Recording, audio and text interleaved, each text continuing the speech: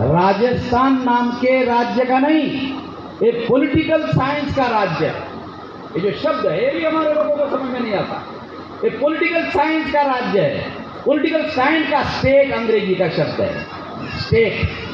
तो central government भी political science के स्टेट में आता है, और राजस्थान सरकार भी स्टेट आता है, और स्टेट की कोई भी डिपार्टमेंट विभाग है वो सारे स्टेट में आते हैं। स्टेट का मतलब ये है जो मैं बता रहा हूं। तो राज्य का कोई धर्म नहीं होगा, नागरिकों का हो सकता है। आप में से किसी न किसी नागरिक का कोई न कोई धर्म हो सकता है। राज्य का, केंद्र सरकार का कोई धर्म नहीं होगा, राज्य सरकार का कोई धर्म नहीं होगा, जिलाधिकारी कार्यालय का कोई धर्म नहीं होगा, कमिश्नरी कार्यालय का कोई धर्म नहीं होगा, जुडिशरी का कोई धर्म नहीं होगा, प्रशासन का कोई धर्म नहीं होगा, न्यायपालिका का कोई धर्म नहीं होगा। तो ये जो गवर्नमेंट है, जो सरकार के पैसे से सैलरी मिल रही है आपको, तो इसका मतलब आप स्टेट में आ गए, आपका कोई धर्म नहीं है स्टेट के अंतर्गत। कलेक्टर घर में गया, हाँ उसका घर में है, घर में है, कलेक्टर बोल के नहीं है, नागरिक बोल के। अब तो सभी लोगों को मालूम होना चाहिए कि स्टेट का कोई धर्म नहीं होगा।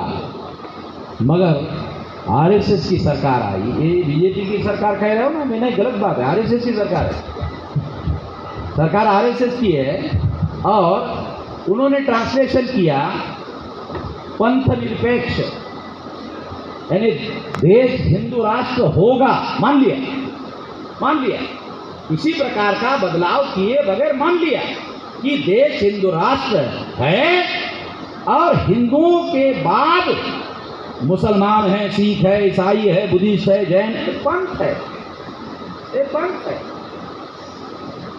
तो उसके प्रति हिंदू राष्ट्र पंथ निरपेक्ष होगा, यानी हिंदू राष्ट्र में भी आपको अपना धर्म लगा के रख सकते हो।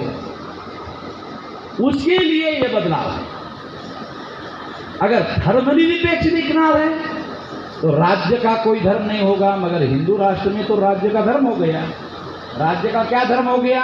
हिंदू हो गया। तो ब्राह्मण ने क्या कहा कि वेद, श्रुति, स्मृति, पुराण, रामायण, महाभारत, गीता ये ब्राह्मण धर्म के धर्म ग्रंथ है और यही हिंदू धर्म के धर्म ग्रंथ है। इसका मतलब है कि हिंदू शब्द का प्रयोग ब्राह्मण लोग छुपने के लिए कर रहे हैं। ब्राह्मण धर्म के नाम पर अगर ब्राह्मणों ने प्रचार किया तो जितने गैर ब्राह्मण लोग हैं वो क्या कहेंगे? जितने भारत में गैर ब्राह्मण लोग हैं वो क्या कहेंगे? तुम्हारा धर्म है, तुम देख लो, हमें क्या लेना देना। मगर हिंदू धर्म के नाम पर ब्राह्मण धर्म का जब प्रचार होता है तो बहुत सारे SC, ST, OBC के लोग अपने को हिंदू कहते हैं। उनको पता ही नहीं है कि हिंदू धर्म के धर्म ग्रंथ और ब्राह्मण धर्म के धर्म ग्रंथ एक ही है, जानकारी ही नहीं है।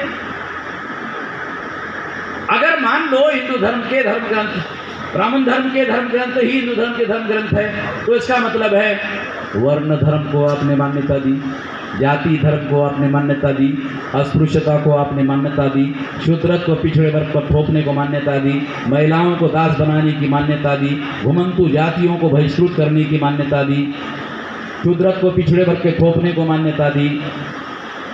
आपको पता ही नहीं, आपने ऐसा कर लिया।